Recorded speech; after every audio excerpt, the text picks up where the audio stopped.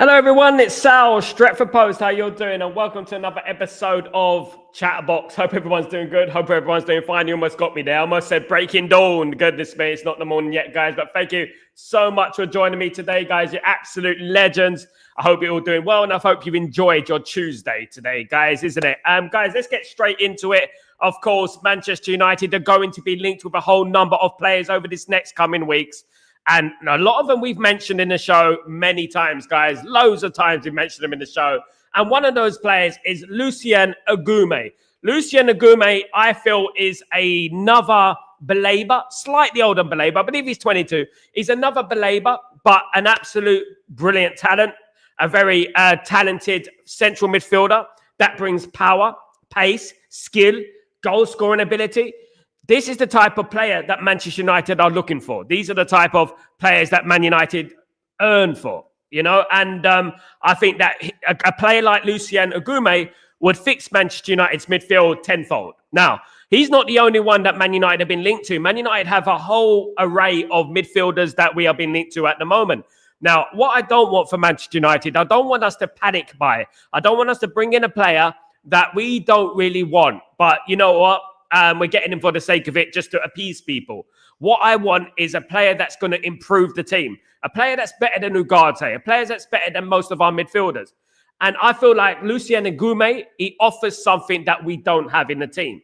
He offers the ability to bring that ball out from deep and bring that ball forward and obviously into attacking areas. He's that link between the defense, the midfield, and the strikers. And I look at him and I think, yeah, I would be happy with him. We bring in a goalkeeper. We're bringing a Agoume. I would be happy with that. I would be happy with that, to be honest with you. I'll be content. You don't always get your number one targets. But what's very important is that you have a contingency plan and you bring in a player that is going to improve the team and the squad. Guys, so he's one of the players that Manchester United are extremely interested in. Of course, very big coincidence. We've been mentioning him all week, talking about Lucien Agoume. Very good a coincidence. Are we in the know? I don't know about that. But guys, very big coincidence, of course. But what I would say in regards to other midfielders Manchester United are interested in, a name that keeps getting floated around, thrown at us time in, time out, is Angelo Stiller. Angelo Stiller, the Stuttgart player, of course, is a player that Manchester United have admired for a little while. And we mentioned him first on Stretford Post many months ago, of course, guys. And he's a player that Manchester United are really interested in. He's got a great attitude, a German international already, guys, and a very good player. Is he on the level as an Agoume, a Lucien Agoume? I think, you know what, it's like this. Like, they're two different players, in my opinion, a little bit different from each other, although Agoume is more of an attacking-minded defensive midfielder. You've got Stiller, who is a more defensive player, but an absolute very good player, guys. And I wouldn't mind Stiller, but Stiller is on the radar as well. He's on the radar as well, along with Lucien Agoume, of course. I've written a list of the transfer targets that Man United are going after on my left. Maybe you're right or left, all right? But, guys, it is very, very interesting to see what Man United do this next 2 weeks. Now, a name that some of you may not have heard of, guys, a name that does not roll off the lips, certainly not mine, is Mikel Jauregizar. You're a geezer. I'm not a geezer. You're a geezer. Absolutely. Mikel Jauregizar.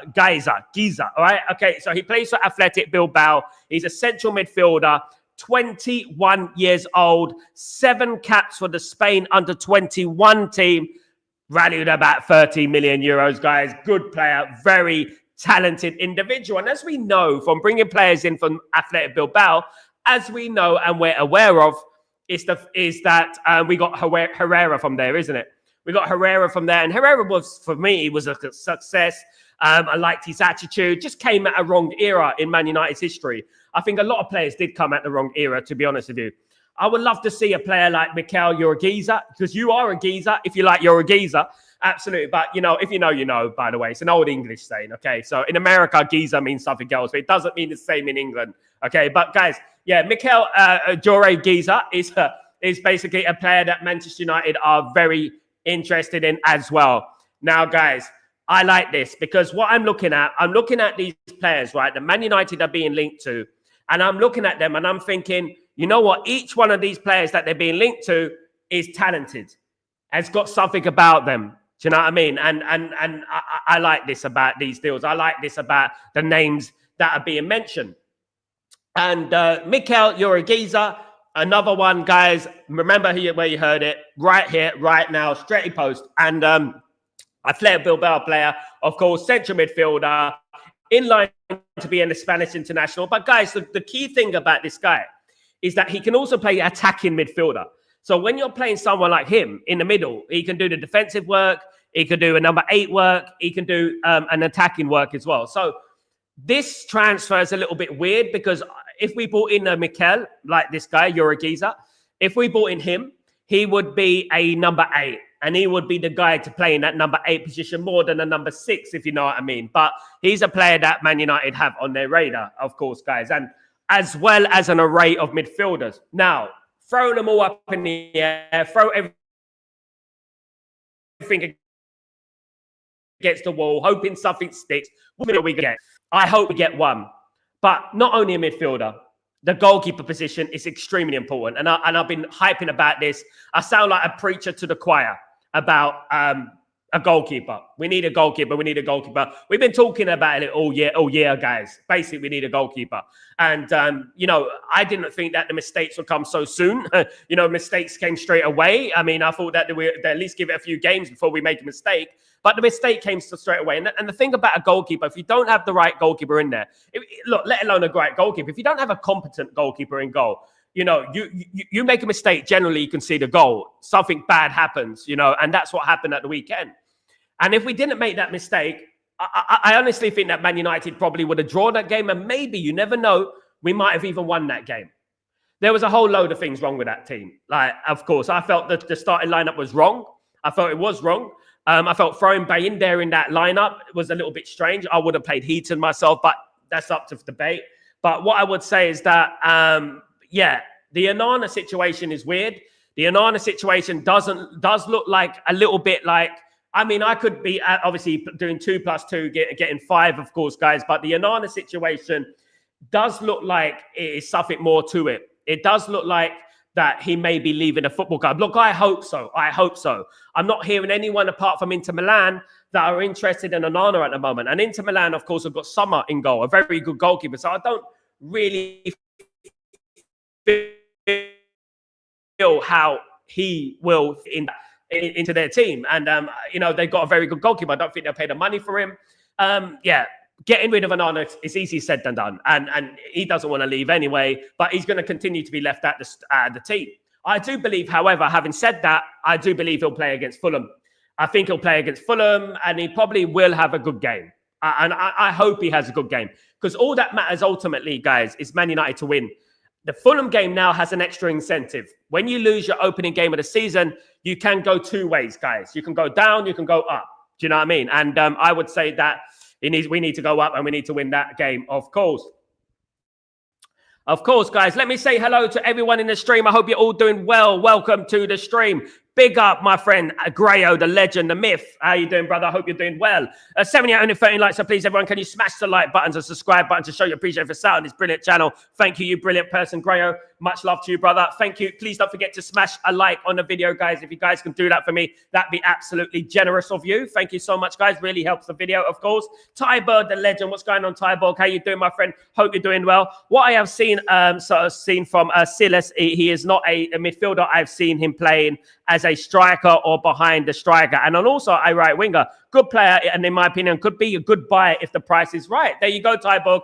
I've seen him as a midfielder. I've seen him a couple of times. I have gone out the way to watch him, Tybird, now. He is an attacking midfielder, sort of, in regards to a central midfield, attacking midfield, but I can also do the defensive work. The biggest key here is that do Man United need a traditional CDM, or are they looking for more of a number 6 stroke number 8? The Bruno situation is very weird because obviously Bruno's going to start every game. I've got a feeling Bruno will start every game. Bruno will start every game for Manchester United this season, more or less, unless it's a FA Cup tie or a League Cup tie like he did last season against Barnsley. I don't believe he should be starting every game. I don't think it's right that he starts every game. I don't think it's right that no matter what performances he puts in, he starts. But, bringing in a midfielder, adding competition, will only work well for all the team, to be honest with you. I like Agoume. That's my choice. I like Lucien Agoume. He's my guy. That's the one I want. I think he's going to be a star. Second for me is Lamine Camara. Lamine Camara is another one that Man United are heavily linked to. Another young player coming from Monaco. Another generational, the next Baleba. We're all looking for another Baleba, ain't we, at the moment? We're looking for the next Baleba, the next player to come through. He's another one. What we need to do, which we haven't done in the past, is we need to get these players before they sign for other clubs. Because once they sign for other clubs at 20, 21 years old, they're going to go to the other club, and in a couple of years' time, we know that they're going to be 60, 70, 80 million, or 90 in the case of, or 100 in the case of Baleba. So we need to get those deals done before, they become stars. Man United were interested in Baleba. We mentioned him on the show, I think, over a year ago. And before, I think he went to Brighton, Man United were interested in Baleba at Lille. And Man United didn't make that move. I bet they're regretting it now. Absolutely, absolutely. Big up everyone in the stream, of course, guys. Thank you for joining me. Big up Tenzing. How you doing, my friend? Hope you're doing well. It's talks about Diego Costa. Real. Look, at the moment, Man United are in talks for a goalkeeper. They need a goalkeeper, of course. Costa's one of the options that Man United are looking at. Obviously, it does depend on Onana. It depends on Onana. Man United cannot proceed with talks and negotiations until we get rid of Onana. Until Onana leaves this football club. Man United cannot have two number ones in this football team. They can have, a number two, but they can't have a number one because two number ones doesn't make business sense. One number one will be disgruntled because he's not playing, because he feels he's a number one. And the other one wants to be a number one as well. So I don't think Man United will sign an experienced goalkeeper until we get rid of Onana. However, the likes of Senny Lamens is a possibility because obviously he can play second fiddle, groom Onana, be groomed and too fit to replace Onana, in my opinion. Jamie, Angelo Stiller for me. Sorry, who's he? He's who we should go for in midfield. That is subjective, my friend. Sal, big up Sal and United fan. Big up my friend. Hope you're doing well. Big up Bexy. How you doing, my friend? Hope you're doing well. Do you think United would definitely sign another before the transfer window? I like to think so, Bexy. I like to think so. With the noises that have been happening over the last week or so, especially, I do think Man United will make a move. Whether it's one or two moves, that's up for debate. It depends what we do. I still believe Man United need a goalkeeper because you know what? I just don't feel good now. I don't feel good about the goalkeeper position. I don't. And I feel like at any given time, we could be in the game, things could be going well, and then we can see the goal. And that's exactly what happened against Arsenal. Man United playing well, everything's going cushy, everything going sweet, and then we can see the stupid goal. Do you know what I mean? And I think Man United do need to fix that position, and they need to fix that midfield completely. Absolutely. Now, there is obviously a lot of disgruntlement. Disgruntlement is the key word today. There is a lot of disgruntlement about Mr. Ugarte. Ugarte is obviously not a big fan favorite. He's been abused and insulted loads of times. I've seen it on social media from disgraceful people who want to, who think the world is burning down at the end of the day. And I feel like people are a little bit harsh. I do believe that. Some of the things I've read about Ugarte is absolutely unfair, in my opinion. But yeah, look, what I would say is that Man United need a midfielder. Man United need competition in that midfield. My biggest concern, it's not much of a concern, but it's more like a bit, I'm a bit intrigued to know what's going to happen with Kobbie Mainoo, because Kobbie Mainoo is not going to sit on the bench all season. Kobbie Mainoo plays in Bruno's position. Kobbie Mainoo is the number 8. He's the guy who plays in Bruno's position. He's the one that can bring Man United forward with the ball. What is going to happen with Kobbie Mainoo? Will Manchester United sell Kobbie Mainoo? Will Man United get rid of him? Who knows? I don't think so. I think it's too late now. But Man United have got bigger fish to fry in regards to getting rid of players. Can't even get rid of Sancho at the moment. But it is interesting to see what's going to happen with Kobbie Mainoo, because the World Cup and England is, if England qualify, but the World Cup is going to be at the end of the season. Kobbie Mainoo was in the European Championship squad. He played in the European Championship final. So what's going to happen with Kobbie Mainoo? We'll have to wait and see. But there's a whole array of midfielders that are gaining interest with Manchester United. And as I see, I've got a list there.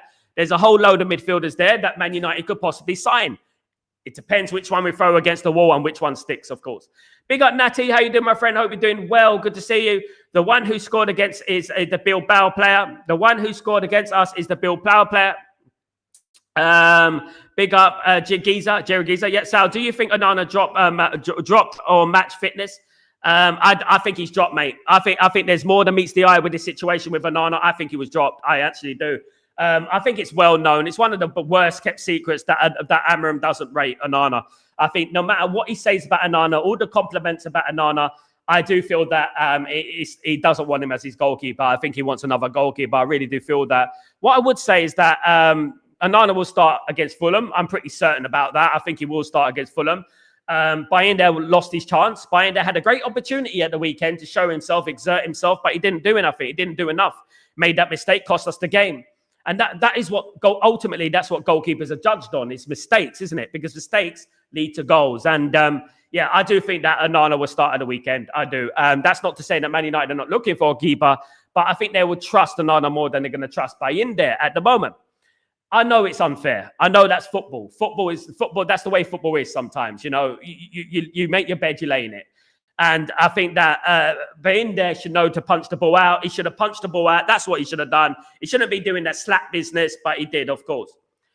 Big up, Coke. How you doing, my friend? Hope you're doing well. What's happened to Stiller nose? Yeah, he's got that condition, guys. He's got that condition. A friend of mine had it. I've forgotten what it's called, guys. But he's got a condition where I've forgotten what it's a thing with the lip, guys. But we're not going to be nasty, are we, Sneakbo? Big up, Sneakbo. Good to see you again, mate.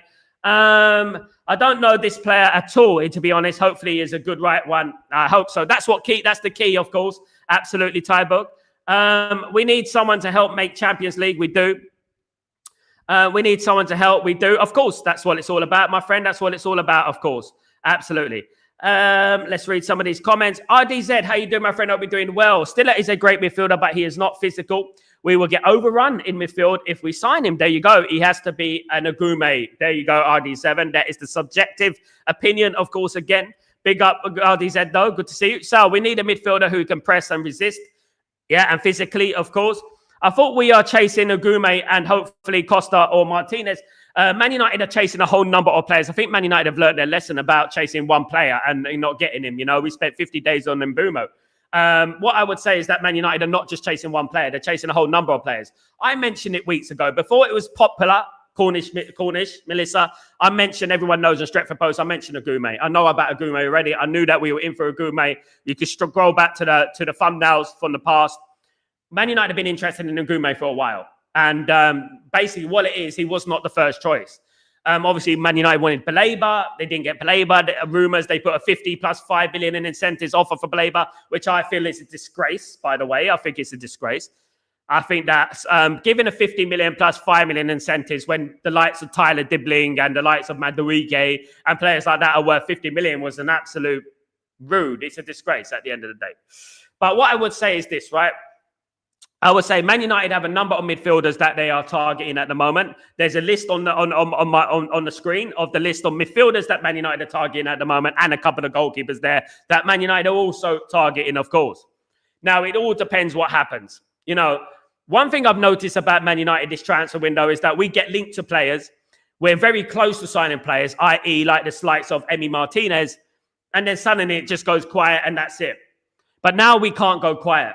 We've got like 2 weeks, less than 2 weeks, guys, to get the work done, to bring in a player, to hopefully a player comes through. And, you know, I would say is that the heat is on, guys. The heat is on. Dun, dun, dun, on. Dun, dun, dun, dun, dun, dun, dun, dun, dun, dun. Absolutely. The heat is on, guys. Man, you know, I don't like that song, by the way. It reminds me of the 80s. The 80s was a bad period. But what I would say is that, exposing my age here, but what I would say is that, Man United need to get a midfielder and a goalkeeper. And any one of those players on that list, I admire and I rate. I rate those players. Every single one of them I rate. And I wouldn't mind if Man United got them. My choice, my personal choice is Lucien Agoume. That's the player I want, of course. But obviously, people are going to start using the Martial thing now. They're going to use the Martial thing. We signed Martial from Monaco. Then again, we signed Patrice Evra from Monaco. So there you go. Of course. Cornish, we did that with Heaven and Obi. Big up, Cornish. Big up. Shocking attitude from Scumcho, refusing to go to Roma. Who will be in goal against Fulham? I think it'll be a Nana, Gray. Sorry, bruv, to ruin your night, but it will be a Nana, mate. I think that Bayindir had his chance at the weekend and he absolutely blew it. He had a good game other than that, I think he did. I think he was all right. But I think that, the mistake, you're ultimately, as a goalkeeper, you're judged on your mistakes. He cost us 2 points. If we got a draw, it would have been 2 points. And that's about it, really. And I think he will play at the weekend. I mean, I think he's going to be Man United's number one until we get another goalkeeper. Now, my biggest concern about this is that maybe he does know that he will be leaving the football club. We don't know that, but he was, in my opinion, left out of the starting lineup on Saturday because I think that we're looking to move him on. I think we're looking to move him on. I really do. But what I would say is that, you know what, I'm going to support the lad, and hopefully he has a good game against Fulham, because we cannot lose or even draw that game, guys, because then you're looking at the realms of it's a bad start to the season. It is a bad start, but I'm talking about it gets worse, doesn't it? It's going to be even worse start to the season, and it is hard to come back from that in this league, I mean, I only can remember a couple of times Man United losing on the opening day of the season. I think we lost to, obviously, Aston Villa. You can't win anything with kids. I think we lost to Chelsea once, 1-0. Other than that, I don't think there's any time where Man United have lost at the opening game of the season. Obviously, I hope that Man United bounce back, just like they bounced back against West Ham in 1995, 1996, and then went on to beat Blackburn Rovers at Ewood Park, who were the champions at the time. But it was a different mentality back then. It was a different team back then. I mean, I hope that Man United bounce back. I really do. Sorry to take you guys down memory lane, but it is what it is. Costa costs too much. Big up, my friend. Absolutely. If Onana isn't good in goal, then he's being sold, in my view. I agree with that, Cornish Melissa. Absolutely spot on. Tyborg.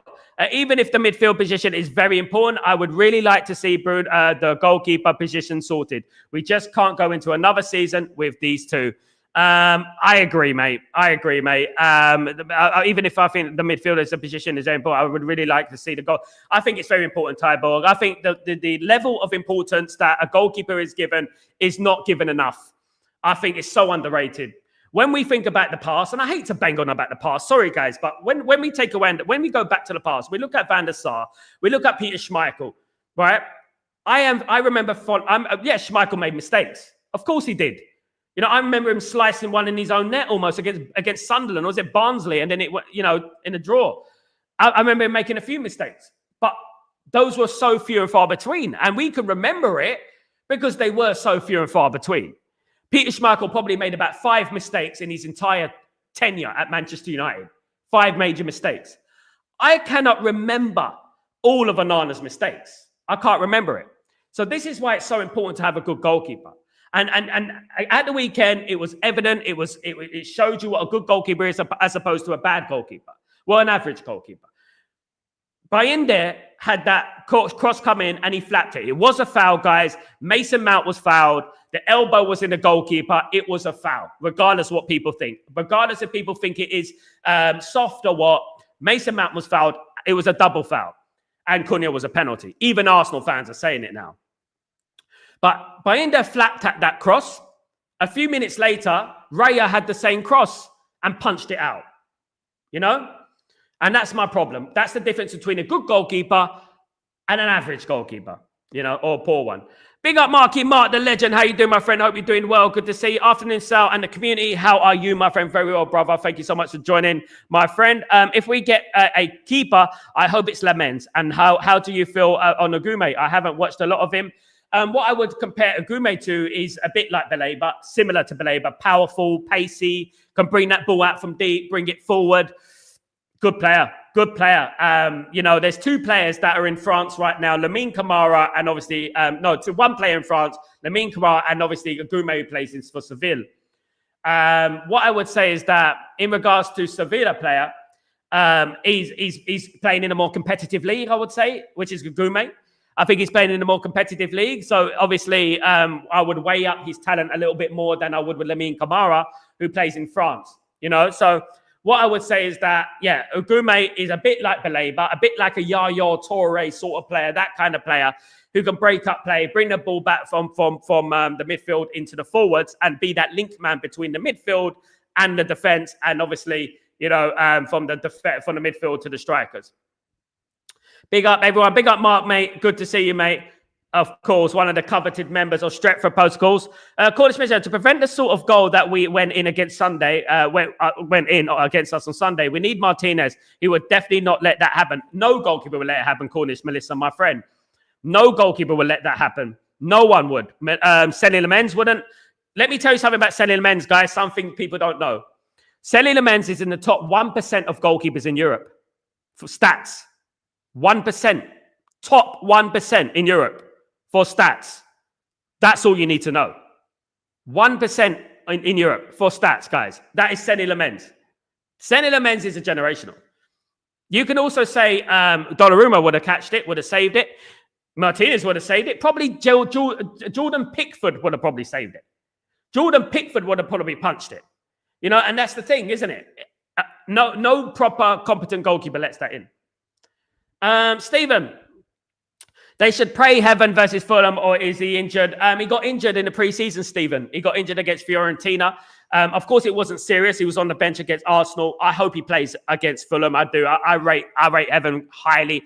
I think that Aiden Heaven is going to be a generational defender. He's going to be a world-class defender. I think he's going to be our next world-class defender. I think he's absolutely brilliant. I really do. And I would really love him to play on Sunday. Bit of an injury concern. Of course, he got an injury last season and got an injury against Fiorentina in the friendly. That's a little bit of a concern. We've got to be careful with the young players, haven't we? We can't burn them to the ground. There's a lot of pressure being put on these young players at the moment. And they're not like the old players that we used to have, the young players. But, you know, what I would say is that we've got to look after him and nurture him properly and make sure he doesn't have a reoccurrence of his injury problems. I hope he plays against Fulham, though. However, having said that, because I think he's a brilliant player and I would love him to play. And I think he adds a little bit of balance, you know, the left foot kind of thing in defense. And he adds a little bit of pace and he can bring that ball out as well, in my opinion. Don't forget that Licha Martinez will be back soon. Licha Martinez will be back soon. Hopefully, Licha Martinez will be back for the game against let me think. For the game against Chelsea. Hopefully. We'll have to wait and see. We got a silly international break, I believe, coming up as well, guys, after the Burnley game. I think we got an international break coming up. I think after the Burnley game, after Man City game, one of them ones. Absolutely. RD7, I think the manager views Kobe as a 10 as opposed to a number 8. He might be the backup for Cunha. Never know. Bigger RDZ. He has been playing him as number 10, to be fair, but I think he's a better midfielder than a number 10, in my opinion. I have a strong feeling Bayinda is going to be our number 1. I believe they want to be prioritized at goalkeeper, going in for the midfield, possibly. It's a dangerous thing to do. He is our number 1, technically. He's got number 1 on his back, isn't it? I don't know whether Onana was demoted, but Bayinda is the number 1. He's got the number 1 on the back of his shirt. So, I mean, I'm guessing here, but that does. If you read between the lines, he probably is the number 1 now, you know, but I think it's very risky to keep him. I think Man United need to make a move for a goalkeeper. He's a decent goalkeeper by in there. He's not a bad goalkeeper. He's just, he does a job. He's a goalkeeper. I would compare him. Who do I compare him to? I compare him to like a Valdez or something like that. When we had Valdez or Carroll or someone like that, you know, he's a stopgap goalkeeper, not a goalkeeper that's going to win you games. You know what I mean? I think Man United need to get a better goalkeeper. Absolutely. Bexy, a bit weird. For me, I think Bayinda could do a job for United. His distribution was great on Sunday. He's not a long-term solution, but for now, okay. Onana out, though. Bexy, you make a good point. His distribution is good. He had a good game, but ultimately, you're judged on mistakes. Now, when we look at that mistake, that was the difference between 0-0 and 1-0 to Arsenal. And when you make a mistake like that mistake in particular, the mistake he made, that mistake in particular, when you make a mistake like that, it does fill you with an overriding concern that he's too old to learn. He should know that already, that he needs to punch the ball. It was an incompetent goalkeeping. Other than that, he did well. But I would say this also. If you analyze the game, when he was making saves, he needed 2 attempts to save it. Look at the game. He needed 2 attempts to save it. You can't do that in top-level football. I don't think he can do a job for Man United. I think it will cost Man United points. I think he would have good games like he did last season against Arsenal. If you remember, he played against Arsenal, had a blinding game. But overall, in a 38-game season, I don't think he's the goalkeeper to take us anywhere. He will cost us a lot of points. And we can't afford that. Onana as well. I actually would rather have Heaton. And that is how I'm feeling at the moment. My money is on Binance starting against Fulham. Big up, AC. God help us. Cleft lip. What's that, mate? RD7. Big up, RD7. Hope you're doing well. Salina fouled by in there by holding his arm. He did. But one thing you got to do, Kamali, as a goalkeeper, you don't allow it.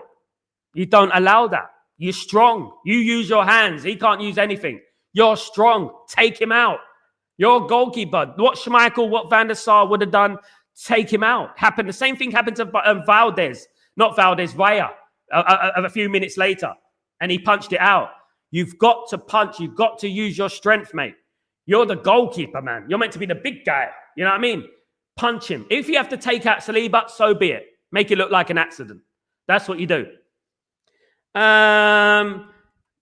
Johnny, say Lucas is a must-buy. Big up, Johnny.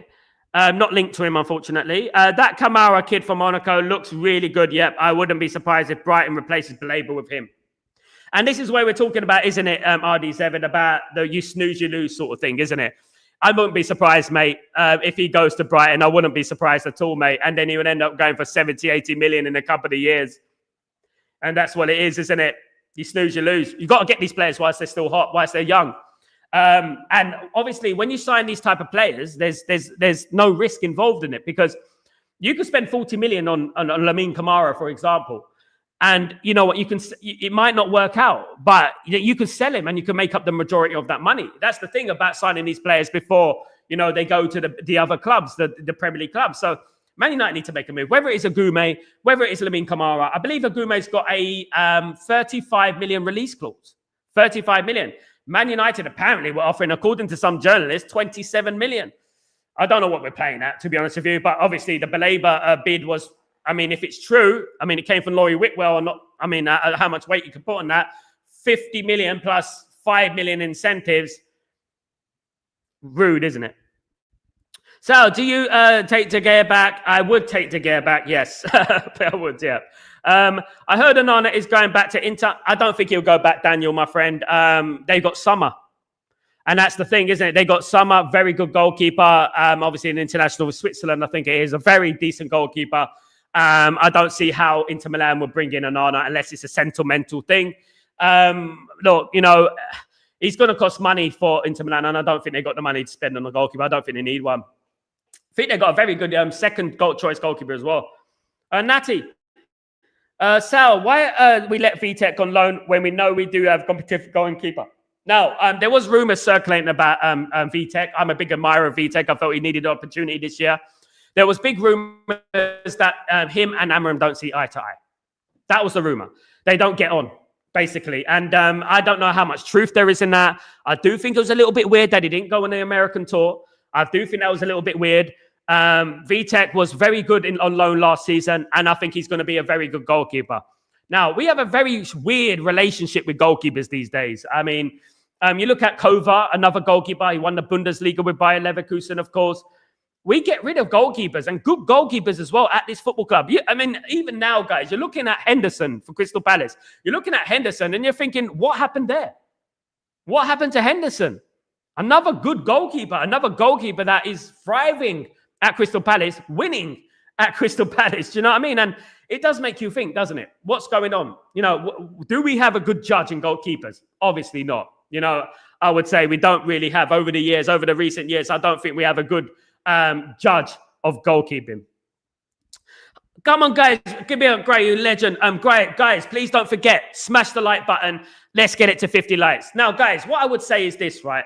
At the moment, I'm in a position where I'm thinking to myself that I will be happy with whatever midfielder we sign. The ones I've mentioned would be ideal. It would be lovely. And the ones we've mentioned in this community, I like all those players. I would be happy if we sign a goalkeeper, any goalkeeper that we've mentioned on this stream. I would be happy now. I'm in a position where I'm thinking at the moment that, you know what, can we just get it done, please? You know what I mean? At the end of the day, because I think we need a goalkeeper. Of course, and me, guys, I was one of the people last season who was screaming and shouting for Bayindir to be given a chance. I remember it. And there were all the jokes and all the banter about Onana coming in on a paraglider or whatever it was and against Newport County. And obviously, Bayindir had his chance. But what I would say to back Bayindir's corner, all right? Yes, it was unfortunate, the goal. It should have been a foul. It should have been stronger, but it shouldn't have been a foul, right? What I would say is this. Bayende needs a run of games to be determined how good he really is. How good he really is. Because I take it back to when Raya first signed for Arsenal, right? He made a few mistakes. And I think that Bayende hasn't played nowhere near enough football. He's rusty. Hopefully, the next time Bayende gets a cross, which is dead on the middle on the penalty, well, right on the goal line, he will punch it out. But he hasn't had enough game time. And we have to remember that. I mean, how long did it take him to get a game for Man United? It was ages, wasn't it? And that's what we have to look at. We have to look at things fairly. Yes, we need a goalkeeper. But I'm also going to be fair. On this stream, we're very fair, guys, with players and stuff. Big up, Gray, you legend. Big up yourself. Natty.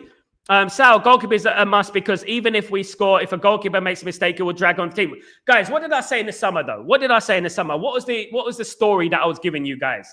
It was basically, we're winning 1-0, we're dominating the game, we should be winning 3-0, but we're not. We missed a number of chances. Free kick to, like, let's say, Everton. 92nd minute. Ball comes in. Goalkeeper comes out for the ball. Ball slips out of his hands. He misses the ball completely. Open net, 1-1. Lost 2 points. That is what I'm talking about, a goalkeeper. That is what a goalkeeper can do. That's what can happen when a goalkeeper is not competent. You know? Big up, Kamali. It's more to do with confidence than being a good or bad with the goalkeeper situation leading to a goal, even though he was fouled. He was fouled, but he needs to be strong. He needs to be strong, mate. As me, Kamali, believe it or not, I was a goalkeeper. And I played initially in goal, then I didn't grow tall enough, and I didn't end up becoming a goalkeeper because I wasn't tall enough. And I ended up becoming a right wing back. I played for the likes of Hornchurch, semi-pro and stuff. So what I would say is this, right, about the goalkeeper, right, is that the goalkeeper situation, it is unfair. Kamali, it's unfair on Bayende, mate. It's unfair, but football's unfair. You know, you're judged on these things. Now, if we had a competent referee, Man United win that game. And I'll tell you why Man United win that game. Because the goal would have been a foul and Cunha would have had a penalty. And it would have been 1-0 to Manchester United. But that is what it is, isn't it? It is what it is at the end of the day. It is what it is. We have to cope with it. One thing I do like, however, I've seen Bayende play well. I've seen him have a good game. I've seen him have a match-winning game. Remember the Arsenal game last season? He won us that game. I cannot remember one game that Onana has won us. Not one game where I think, well, Onana did that. I can remember De Gea doing it, Schmeichel doing it, Van der Sar doing it. I cannot remember. I even remember Fabian Barthez doing it. I cannot remember one game, Onana. I looked at Onana and think, well, Onana saved us there. Onana was brilliant. Big up Kamali, my friend. Good to see you. Miles, what's going on, my brother? How you doing, my friend? Hope you're doing well. Should have replaced David De Gea. He made mistakes, put me in a great says. Also, just my opinion. Peace out. Never should have replaced. Look, what I would say about David De Gea is that he started off on fire at Man United, won a league title, became Man United Player of the Year 3 times. You know what? You know how good you have to be a goalkeeper and to be a Player of the Year twice. I mean, at the end of the day, what I would say about David De Gea is that whether he should have went or whether he shouldn't have went, the thing is, pressure started mounting on David De Gea. The pressure started mounting from the fan base. The fan base were putting pressure on him. They were giving him a hard time. And then he made that mistake. I've forgotten the team he played, West Ham. West Ham at the London Stadium. He let in a goal and it went through his hands. And, you know, he let in a few silly goals in his latter years at Man United. And I think whether he needed to replace or not, that's beside the point. What is the biggest thing is that we replaced him with the wrong goalkeeper. If Man United were going to replace David De Gea, which we shouldn't have done if we didn't have a competent goalkeeper ready to come in, if they were going to replace David De Gea, and let me tell you something about David De Gea, guys. David De Gea was loyal to the bone, guys. People talk about the fax machine, they talk about all that business, but he was loyal with Man United. You know, we shouldn't have replaced David De Gea if we didn't have an idea what goalkeeper we're going to go for and what goalkeeper is going to improve. I'm a firm believer, Miles, that when you bring in players to this football club, they have to be already better than what we already have. And obviously, Onana isn't. Big up, Miles. Great comment. French league is more intense than the Spanish league. There you go. That's why they fit so well and they come to the Premier League. There you go, Show. Yes, I agree with that. Show United. I agree with that, my friend. I agree that the French league is more physical than the La Liga. La Liga is more for attacking players. If you want an attacking player, La Liga's your thing. Unless you get Rodri, of course, is a freak of nature. The strikers and attacking midfielders are what La Liga is, the attacking side of things. Defensively, I would look at leagues like Norway, Sweden, Denmark. I would look at, obviously, France as well, those countries there, Italy. For attacking side of things, I would look more like in Spain, Portugal, these countries, maybe Holland, that type of country, I would look at that. Big up, Show United. Good to have you on stream, my friend. I'm speculating here, but do you think Onana was dropped because he got injured playing against the Stretford in Cameroon? Now, I mentioned this before the season started about the old Cameroon street football that Onana was doing. And I was watching it, and Onana was playing as an outfield player. And I said it back then. I think it was on Twitter. I said it back then. Onana's got to be careful here. He could pick up an injury, and Ruben Amorim is definitely not going to be happy. And of course, Ruben Amorim is not happy. You're going out there on uneven ground, playing in the mud, risking injury, guys. For what? A bit of fun.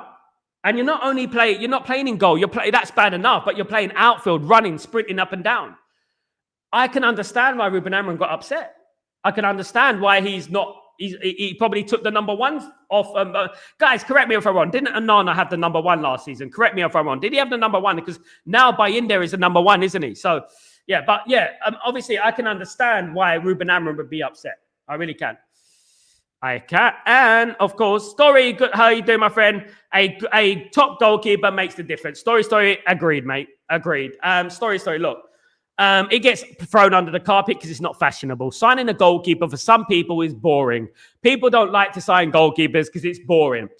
But ultimately, the goalkeeper is probably one of the top three most important parts of the pitch. Probably the most important part of the pitch. Right? And I never forget this. I spoke to an ex-goalkeeper many, many years ago.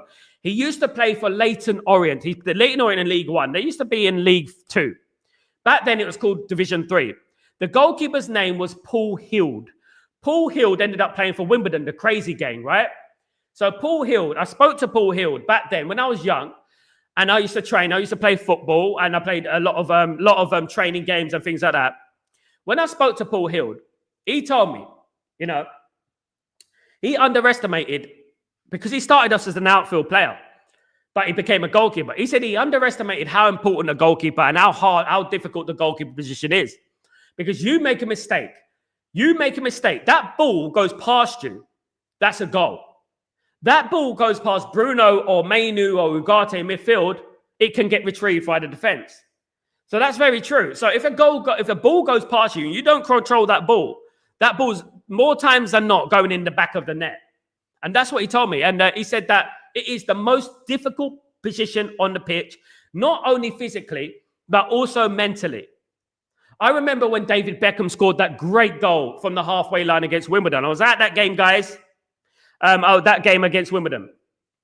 And after that, I think it was Neil Sullivan at the time. I think after that, Sullivan had a really difficult time. He actually conceded a goal similar to David Batty when David Batty, I think David Batty was playing for Newcastle at the time. He actually made a similar mistake the next game, and 2 games later, something like that. And when a goalkeeper makes a mistake, it's not only how difficult the goalkeeper position is, it's very difficult for a goalkeeper to recover from those mistakes. The confidence could be low. The goal is big, guys. The goal is big, and it's just you from disaster and success. Thin lines here. Thin lines as a goalkeeper, And I would say that in regards to the goalkeeper position, you have to be a certain character. Schmeichel made mistakes. I said it. He made a few mistakes in his career. He used to be prone to being chipped and stuff like that. It's a couple of slips here and there, but they were very rare. I'm worried that Onana and Bayinda, as my guy Kamali said there, I'm worried that the confidence might be low now. And when a goalkeeper's confidence is low, it's very hard to get it back up, in my opinion. Big up LT, how you doing, my friend? Hope you're doing well. Good to see you. Big up Sal. We already into the panic buy part of the window. And Agoume is a player we can buy it, but it's a clear we still gonna need another CM anyway next season.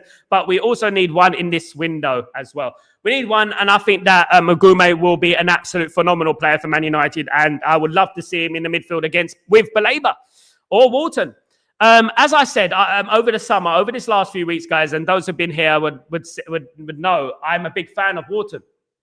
I was like neck and neck with Baleba and Walton. I was like this, and I was saying that people are underestimating Walton, people are sleeping on Walton, etc., etc. Do you know what I mean? And what I would say is that he would be a great signing. Obviously, the price and stuff like that is obviously a big problem. Of course, it is a big issue, the price tag and stuff like that. So what I would say is that Walton might be out of the picture. He might be next season. Baleba, I'm telling you now, guys, right? I'm not saying it as the gospel. I'm not saying it as the in the know and all this, but I actually feel we won't sign Baleba next season. I actually believe we won't sign Baleba next season. Sadly as it is, I don't think we will sign Baleba next season, guys. I think that Baleba will go elsewhere. Because what I'm thinking is that he's going to have a great season. He's going to have a great season, right? This season. And then what's going to happen? The likes of Real Madrid, the likes of Barcelona, the likes of PSG, and other clubs of that nature are going to be after Baleba's signature, as well as Man City, Liverpool, Chelsea, Arsenal. Now, rumours circulating that Adam Wharton has been capturing the interest of Real Madrid. And this is what I'm talking about. Real Madrid are interested in Adam Wharton. So this is exactly what I'm talking about. These players don't hang around the market too long. These players, if you snooze, you lose. If you don't sign him now, this is our prime example. This is our prime opportunity to sign Baleba. No one can afford him at the moment, except for Man United. And I believe they can afford him. But no one, look, the reason Brighton, I said it when the news broke from Ornstein and Fabrizio Romano, the reason Brighton rejected the offer and said he's not for sale because Man United came in with a 50 million plus 5 million in incentives, which is an absolute farce, guys. It's rude. And that is why Brighton did not entertain the offer. Brighton declared how much they wanted. They wanted about 115 million. But if Man United went up to about 100 million, for example, for argument's sake, if they went up to about 100 million, maybe Brighton might have accepted with incentives. But we went too low. And then what happens when you do that? If you show an element of incompetence and you disrespect a football club, Brighton are not willing to do business with you. That's another reason why I don't think Brighton would do business with us, with Baleba. But we're going to have to wait and see. Obviously, there's a long way until next season. Absolutely. Miles, my friend. Hello, Sal. Never should have replaced David De Gea. He made mistakes. So I think I read that one. Big up, brother. Thank you so much for your comment.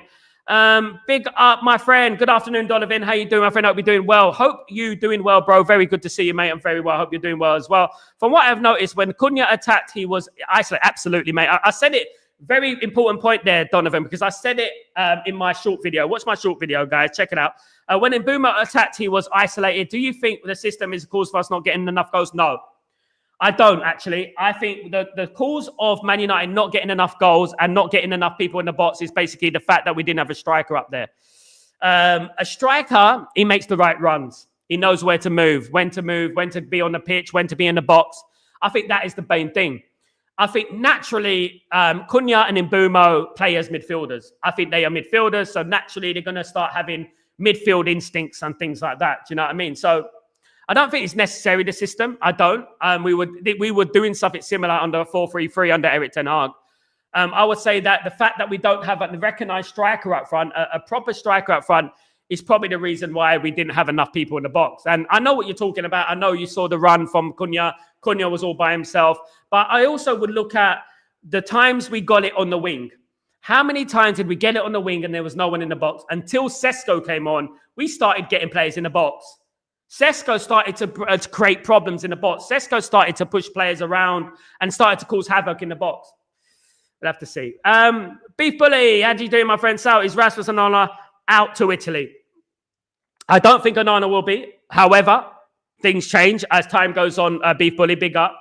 As time goes on, I don't think that basically he Onana will go. However, I do think Rasmus will go to Italy. And guys, I mentioned it earlier. Napoli have emerged as contenders for Rasmus Højlund's signature. Romelu Lukaku is out for 3 months, and Napoli see Rasmus Højlund as a perfect addition to their squad. Now, this could possibly be a permanent deal. Obviously, it's all up in the air. It's just speculation at the moment. But Napoli are looking to bring in Rasmus Højlund as a striker next season. Now, AC Milan were obviously interested in Rasmus Højlund, but they were putting up a loan fee with an obligation to buy. Napoli could quite possibly, and watch this space, guys, Napoli could quite possibly be contenders for Rasmus Højlund's signature. Just watch this, guys. Oh, that's it. Sorry, RDZ. Yeah, that's the one. Sorry, mate. Yeah, absolutely spot on. Yeah, cleft lip. That's the one. Yeah. I knew a guy, West Ham, big West Ham supporter. He had the same thing. You know, it's hard on him. And he used to get bullied at my school because I went to an all-boys school. And he used to get bullied. And I used to always put my arm around people. And even at a young age, I was very nice to people. I was kind to people. Unfortunately, the kindness wasn't returned as my life went on. But what I would say is that, you know, it is one of them things that is hard to live with. It is. Absolutely. And yeah, look, I don't want anyone because I know how cruel football fans can be.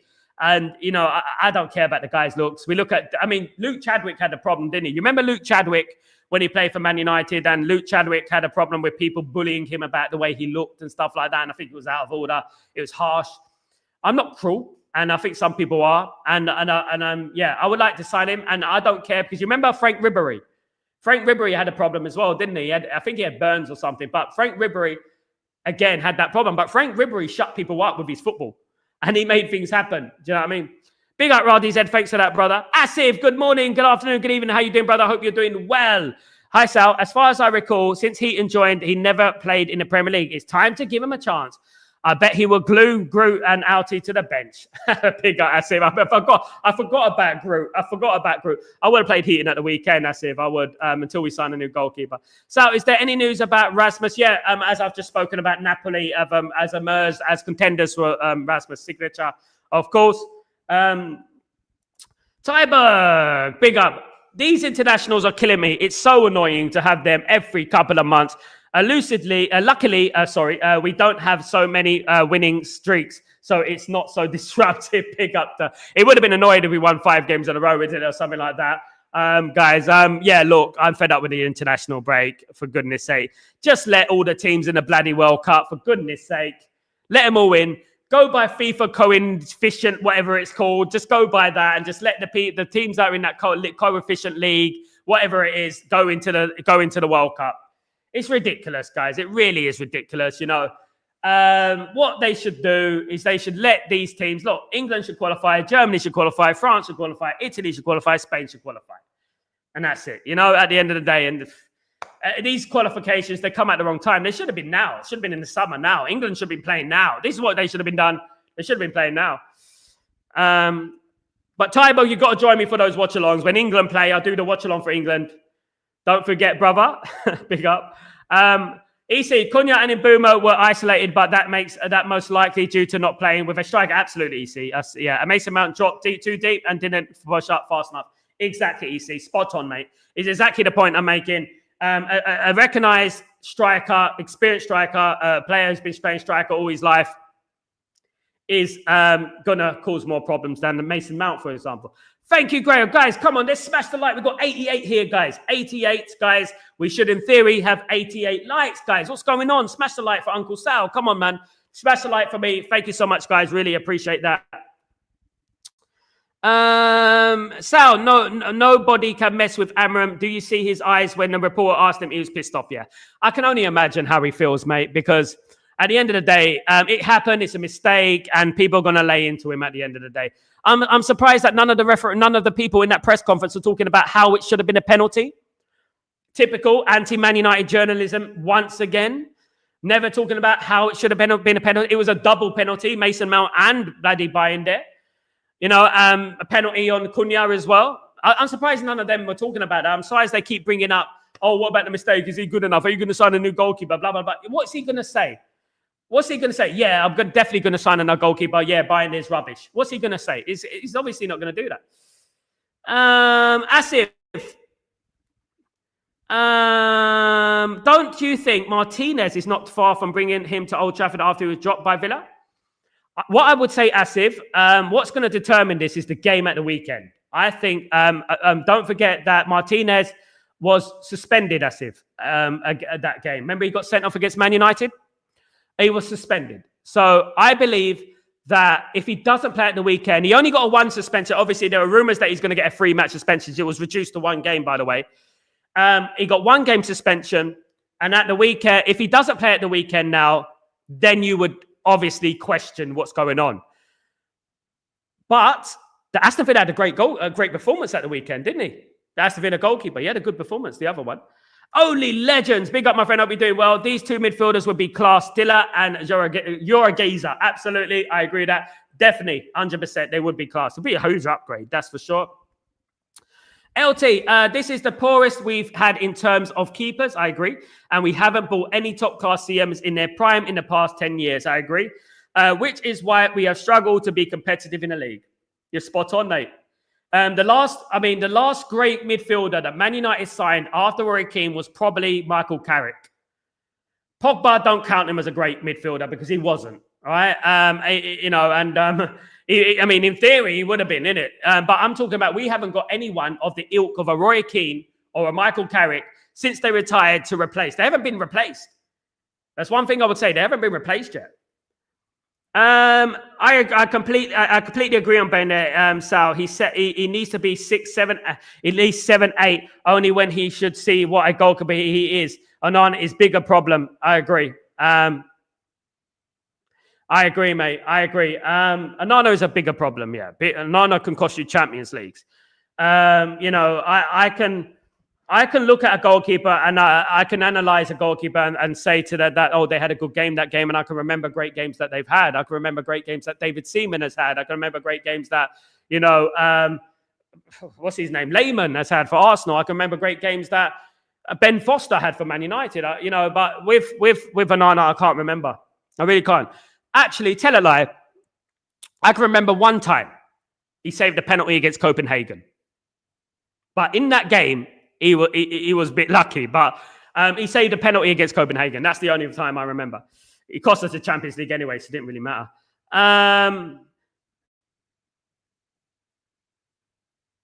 Big up, my friend. Big up, Jengas. How you doing, my friend? Good to see you, man. Like Jengas. Good to see you, mate. Hope you're doing well. Guys, 40 likes, guys. Come on, guys. 40 likes. Big up, my friend Kevin. Angelo Stiller is Real Madrid after him signing for man. Yeah, Real Madrid are after him, guys. Yeah, I know that. Yep. Yeah, they are after him. Absolutely. Big up, Mike. How you doing, my friend? Big up yourself. Hope you're well. Good to see you, my friend. Good to see you again. Big up, Helge. Buongiorno. How you doing? Hope you're doing well, my friend. Buonasera. Hope you're doing good, my friend. Buongiorno. No one who has ever stood one in goal will say that is a foul. That is a standard situation you have to deal with every game. Absolute amateur is a goal. Helge, I'm going to correct you there. Even the top referee said it was a foul. It was a foul on Mason Mount, and it was a foul on the goalkeeper. Whether it's soft or not, it's a foul. 2 fouls in the same movement. Arsenal fans even said it was a foul, Helge. We have to understand that as a foul. Yes, he should have been strong. Yes, he should have punched it out. But Helge, that was a foul, mate. It was a foul. And most goalkeepers will punch it out. But look at it. Look at what Mason Mount is doing, and look where the player's elbow is. Look at it closely. And look what he's doing. Even though it's light, it's a foul. And it will be a foul in Spain. It will be a foul in Italy. It will be a foul everywhere. Guys. Agreed, Sal. Ulte didn't play enough minutes. I remember David De Gea made a hell of lots of mistakes in his first season. Fans went against him. Especially corners, Asif. Especially corners. He was very, very soft on corners. Absolutely. Yeah, he was the worst goalkeeper, guys. He was the worst goalkeeper in the world. Absolutely. Kevin, Angelo Stiller, big up Angelo Stiller. Helge, no keeper is perfect. De Gea made mistakes. Schmeichel made mistakes. Schmeichel made about 5 mistakes in his whole career, Helge. Donovan would make mistakes. He did as well. Yeah. The key is to be able to be what is expected to be suitable and don't do mistakes regularly. I only remember one mistake from Binder, which was yesterday, but he hasn't played enough games. Guys. At this point, 100% take Sal in goal. Big up, Helge. I would be brilliant, mate, but I'm too short, mate. The ball, you just need to lob me. That's all that you need to do. Just lob me. Guys, thank you so much, you absolute legends. Thank you for the stream, guys. Thank you for joining me.